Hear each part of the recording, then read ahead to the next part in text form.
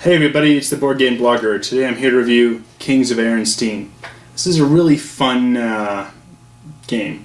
I don't know kind of exactly what genre to put it in. It's partially pick up and deliver, it's partially like a programming mechanic, and there's some kind of like abstract train elements going on here. It's got this kind of fanciful world where you've got kind of airships, and you're using the airships to pick up production of different goods in these remote areas. Then you take them to your train depots, and then you use train to ship it in to basically the cities that are demanding the goods. And it's really a lot of fun. The game scales 2 to 7, and there's really not many games out there that play 7 players. So, you know, I think it's worth it in your collection just for that, just so you've got, you know, a good game that'll play 7. But it's more than just that. This is a really good game. It's almost a great game. I just think the market for goods could be a little bit more dynamic. The way they have it in this game is basically demand for goods only ever increases. It can never decrease. And, you know, I think they could have done something a little bit more with, you know, when a city's good demand is fulfilled, you know, maybe that bumps down the price for that good. You know, they could have done a little something there. Otherwise, the game is great. I just don't like the one aspect where the prices only ever increase. They never decrease. They could have had a little bit more variability there, but they didn't. But other than that, components are good. Rulebook, it's got the same problem I have with a lot of rulebooks, is there's no table of contents, no index. Now there's 18 pages. I mean, that's, you know, for a Euro game, that's quite a bit.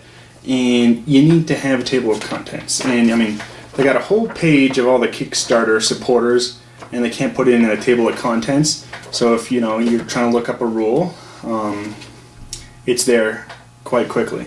Other than that, though, it's generally things are laid out well. They usually have examples for the different rules or that they're going through, so it's generally pretty well written. Your player card, it's double-sided for sort of a basic and advanced game, and it has kind of most gameplay mechanics. You know, basically how the game works and the different actions. There's not all the information there could be there, though, because, you know, when it explains, let's say, the shipping good mechanic, if you're shipping over past other people's, you know, rail depots, you have to pay them a tariff, kind of a surcharge. That's not on the card, but, you know, it's clearly laid out in the rulebook. It'd be nice if I could quickly find out, you know, okay, ship good, how do I do that mechanic again, instead of flipping through the pages. I don't understand why these publishers, I mean, they've clearly got the money to put on, you know, a completely worthless page in the Kickstarter supporters, and yet they can't put in a useful page with the table of contents. Doesn't make a lot of sense. Other than that, though, it's pretty good. I mean, your player card doubles as a very good player aid. You know, everyone's kind of unique, showing the company they represent. And so they're going to have a different hull rating for their ships, kind of how much cargo their airship can carry. What's known as a diamond rating, which is, you know, basically how fast the ship can go. You've got your rail down here, basically how far you can ship the goods. It's excellent. There's sort of unique player cards. They're double-sided for each company, so there's a lot of replayability here in the different you know, characters. You can be matching it with the company. Money is paper money. I don't have the problem that some people have with paper money. I think it works well here in this game. It looks beautiful. It's well done. The other components are quite good here. We've got your airship. It's really a nice plastic piece. Really looks neat. And then you've got wooden cubes for the demand tiles. You've got these hexagons will form the map, and you can arrange them in different ways, and depending on the number of players you have is how many you have in a game. So this setup's going to be kind of different each time. A lot of, I think, replayability, and you can make the game tighter or less tight depending on how many hexagons you're throwing down. So it's not like a super brutal game like Age of Steam, but you can make it kind of a tighter game and squeeze out some of the players. I know it sounded like I was kind of being harsh with the market mechanic only going up, but even with that aside, it's still a really good game, and the rest of it shines through without that. And I think you definitely want to play with the advanced rules for the market mechanic, because otherwise you basically all the goods will increase in equal amount in the basic rules. In the advanced rules, it's going to be a little bit more kind of chance based on which goods will increase and by how much. So the advanced rules is an improvement over the basic rules, but again, still I wished it had a little bit more of a dynamic market, but it's still wonderful. I really like the programming mechanic. This is a fun game, plays well, even with just two. It's a very fun game, and there's not a lot of games that are they're good with two and with multiple players. But this is one of those. But why don't we take a look at how the game actually plays. So here's the board on setup. We zoom in, we can see this is a city demanding goods. This is the blue player's depot and where they have their airship currently. Over here we have a luxury production item. We have bread up there, paper, and so on. The cities are interconnected via these rail routes. And I've just set up a two-player game just basically for gameplay demonstration purposes. And it's good with two, and it's good with multiple as well. So what happens is people will go through their various cards, and they're going to program out 4. Now you're going to have a priority, a letter. This is who is going to actually move first. So an A beats a B, a C beats a D, and so on. You're going to have how many spaces you move, and then if it uses a diamond rating. So this 3, for instance, would not. This 4 has a diamond rating, and it's priority of E. So the shorter you're going, the faster the priority. Now initially, ships will start with a 0 diamond rating. So it's 0 diamond rating, 2 for the cargo hold. So the airship can hold 2 goods. Up here we have the market. This is tiles will flip over, increase the demand. You have the income that selling a good will be. So it's 4, 5, 6, and 8. And then these goods will come off, and they'll create a new demand market for different cities. So for instance, if Etherton is filled up with their 5 chemical goods, you're going to then draw from these once they've come off to replace. It's kind of a neat mechanism there. As you can see here, goods can only go up 3 times and they'll never go down. It's just you flip out 3 here, it's going to each turn, and that will increase prices. I think it would be really neat if you sort of tied it to a major city fulfilling their good, that the market price goes down. Have a few more prices here, have it fluctuate more and have an ability to go down. I think that would really add some neat, interesting tension to the games, because then you're racing to ship a good to a city, because not only are you then depriving other person of the ability to sell it there, which is what it is in this game, but if you'd also damage the ability of them to store the good, and it's weaken their selling, even if they're trying to sell to a different market. I think it'd be really much more interesting of a game. But it's still very solid. So what's happened after we've both done the programming, both blue and red, they will flip over their first card here. So we have a D and a C priority. So the red player will go first here.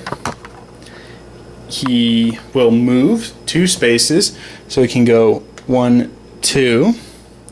He can pick up the good, place it into his cargo hold. This will then move up here, and now he has a choice of one of these actions. So loading and unloading is sort of a free action. So you got moving, then you can build another depot, something he might want to do in order to actually ship his good. He's going to have to ship it up to Bowtown here, or over to this town, both of which are kind of far away. Doesn't have any rail connection. You get rail connection when you build a depot on a rail link. So he's going to choose to do that. For the first depot in an area, it costs 4. For all subsequent players, it's going to be 7. So he will pay to the bank and place a depot. Now depots are also worth victory points at the end of the game. He'll choose to place his depot there. And now the blue player, who had priority of D, will execute his action. He will move 3 spaces, 1, 2, 3, pick this good up, and then he will choose to upgrade his airship. It will now have a diamond rating of 1. If he's placed any diamond cards in here, he'll have access to that 1 diamond rating, and that cost him 2. Next we go to the second one. So we have a C and we have a D again. So again, the red player will move first. He will move 2 spaces. He will go 1, 2 and drop off this good here at his depot. And then he will choose to upgrade his rail and the ability and how the distance he can ship, and that cost $2. Next is the blue player. Next is the blue player with 3. He will move 1, 2, 3, and he will choose to drop off his good here, and he will choose to build another depot. Again, he's going to have to ship that luxury good either to here or to here, so upgrading his placing a depot and able to ship it is a good idea. He'll place his depot here, and that is, given his ability here, costs 1 less, so it only costs him 3 to build that depot. And now we're on to action 3 for both players. So we have an E, and it uses a diamond, but the blue player here has already upgraded, so he's okay. Again, the red player will go first with his 3. So he'll go 1, 2, 3. Now is the ability to ship a good. So he can ship this good up to Bowtown here. It's going to cost 2 to ship. It goes through this rail link and into the town. So 2 on the rail marker.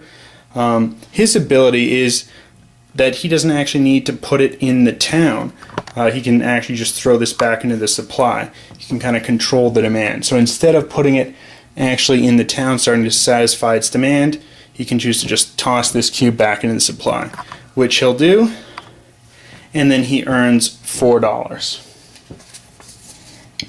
And this is a game where money is equal to victory points. I like games like that. There's other ways to get victory points. It's on the scorecard here. 10 victory points per depot, depending how far you've upgraded your airship or your rail. You get variable amounts of victory points, and then just each dollar is a victory point. So I quite like that. I don't like games where money's totally separate from victory points. So another thing going for this really interesting game. Next, the blue player will move 4, and he will go 1, 2, 3, 4, and pick up this good. Finally, it's the 4th card for both players. It's a B for 1 and a C for 2. So again, the red player will move first. So the red player will move 1 space, will draw this up into his cargo hold, and the blue player will move 2. He'll go 1, 2. Now, facing is important while you're moving the plane, but at the beginning of your turn you can reset your facing. So it's only if you're kind of trying to do these extreme moves while in the air.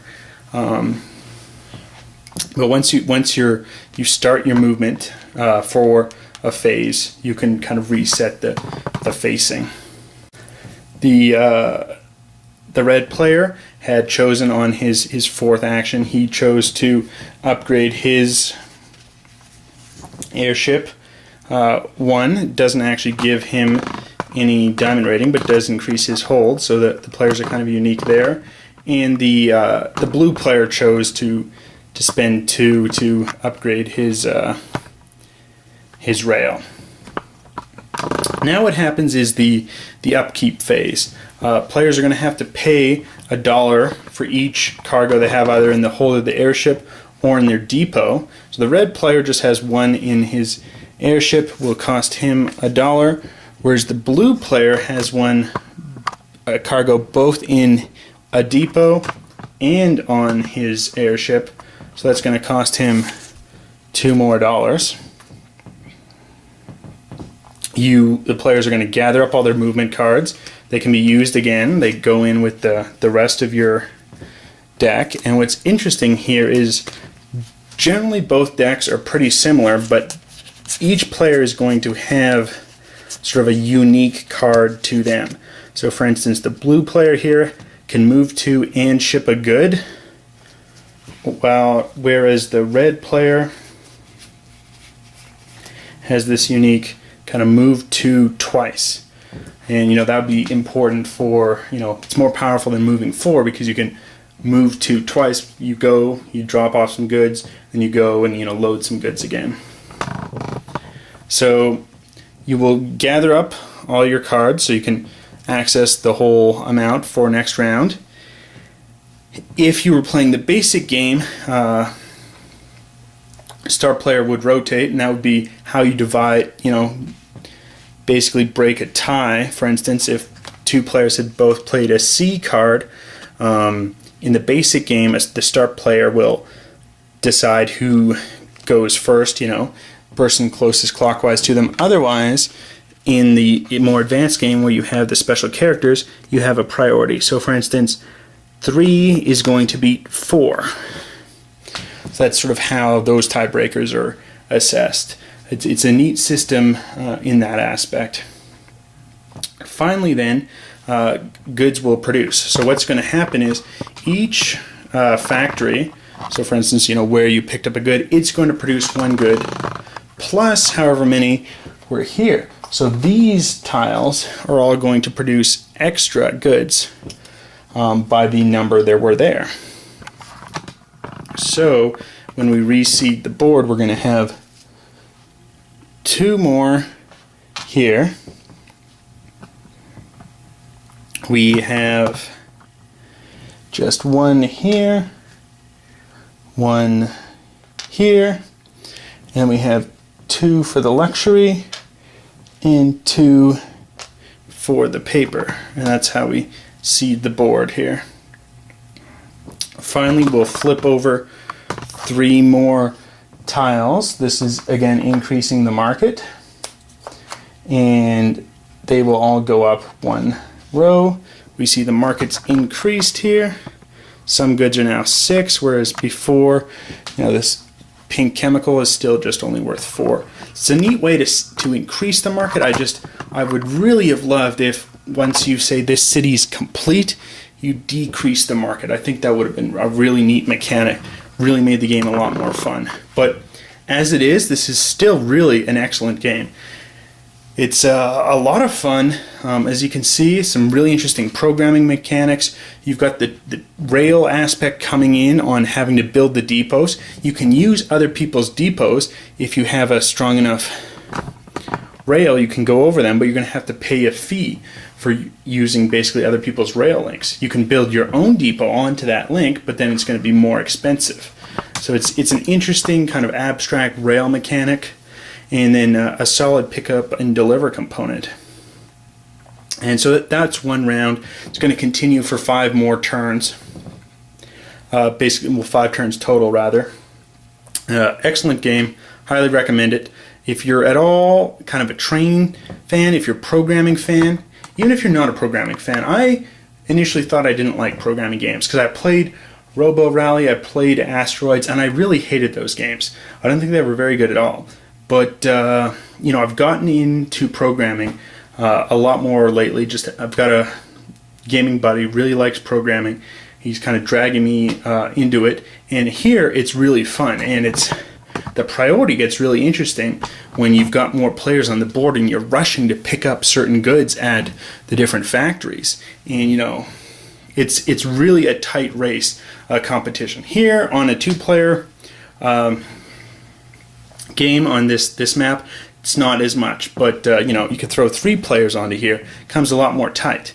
Additionally, you have more of these boards to go on in bigger games, so it's not. You can kind of have flexibility with how tight of a game you want. It's really a good game. I think Tasty Minstrel has done a good job here. And I'd recommend getting this game. Till next time, I'm the Board Game Blogger.